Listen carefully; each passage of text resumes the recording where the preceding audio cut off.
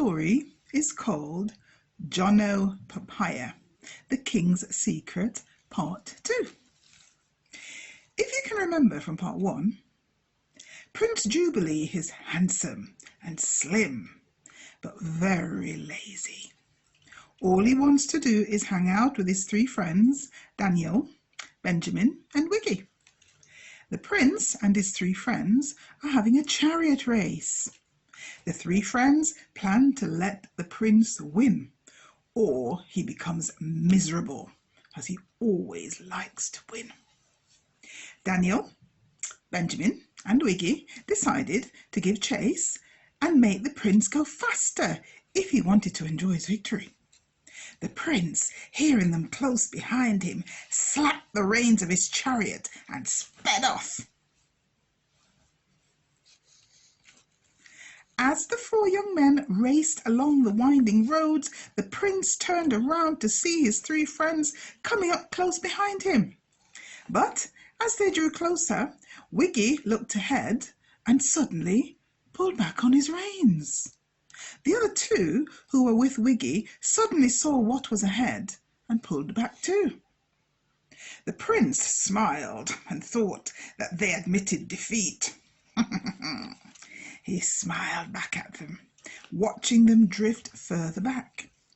Suddenly, he turned his head forward, but it was too late. A group of villagers had their market stalls along the side of the road for the daily market, but Prince Julbiliee saw them too late. He swerved, trying to avoid the villagers, but crashed into a stall that was selling cookware. As the horse and chariot crashed and rolled over, the prince went flying, and the cookware was thrown up into the air too. The owners of the stall were knocked to the ground and buried underneath the broken pots and plates. Suddenly, a voice calls out, "Jono! Jono!" Again, "Jono! Jono!" The voice shouted again, but no one replied. The prince, totally dazed by what happened, finally got up and marched over to the woman who owned the stall to protest that she had caused him to fall.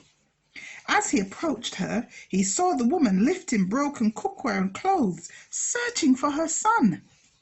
Quickly, his friends jumped off their chariots, grabbed at the young prince, and turned around and raced back to the palace, hoping to hide what they had done. However, they forgot one thing: the prince's own chariot. As the prince and his friends left, Jono Papaya's parents found him trapped underneath the chariot, not moving. Quickly, they grabbed him up and took him to the local hospital, where they operated on his back. But alas, it was broken, and the doctor said that he would never walk again. As evening fell and night drifted into the next day, word started to spread about the accident and that the young prince had caused it. Everyone was talking about it, even those who had no idea what was going on. The word was that Jono had died.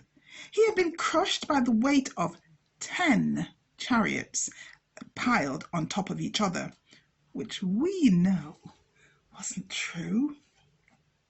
Young Prince Julbiliee stayed in his room the next day, giving the word that he was sick and not to be disturbed. However, his hiding didn't last long. The villagers, along with Jono's parents, came back to the palace to see the king and tell him all that the prince had done. When they told the king that Jono would never walk again, the king got angry. Very angry. The queen, on the other hand, cried. And she stood down from her throne and hugged both Jono's mother and father, begging their forgiveness. The king summoned the young prince to the main hall of the palace, and he demanded to know what had happened. Prince Julbiliee at first tried to lie, saying that Jono had jumped out in front of him and that it wasn't his fault. Then the story continued, and the lie changed to the horse deliberately stopping in the middle of the road, forcing him to crash into Jono.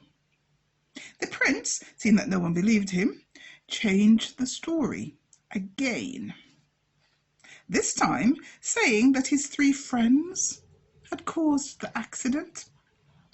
The king raised his hand. He had heard enough lies from the young prince and banished him from the main hall. Sorry for everything that had happened, the king offered to pay for all Jono's medical care. In fact, he gave Jono's parents a house and a job at the palace, gradually becoming best friends with them. As time passed by, the king and queen came to treat Jono as one of their own. He could come and go from the palace any time that he wanted to, and they even gave him a spare room to sleep in if he was tired. However, over the years, as the king and queen came to love Jono more and more, the prince also learned to hate him more and more. In his mind, Jono had taken his place with the king. Jono was the new favourite son, and he wished that Jono would just go away forever.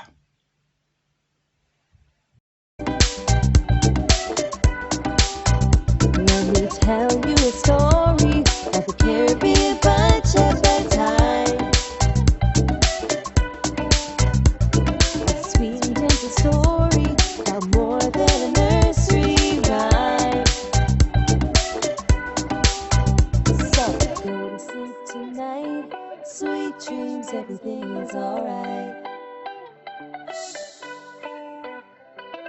Close your eyes from the Caribbean bunch at bedtime.